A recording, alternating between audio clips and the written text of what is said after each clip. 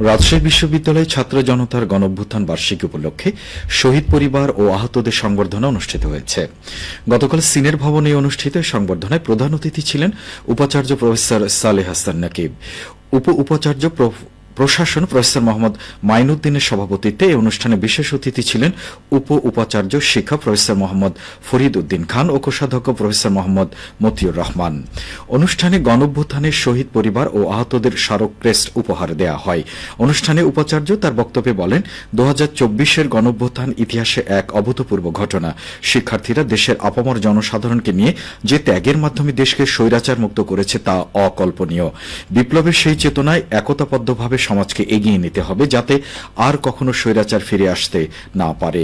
তিনি ছাত্র জনতার অভ্যুত্থানের শহীদ ও আহতদের অবদানকে কৃতজ্ঞতার সঙ্গে স্মরণ করেন এবং তাদের নাম জাতির মনে চির অম্লান হয়ে থাকবে বলে উল্লেখ করেন।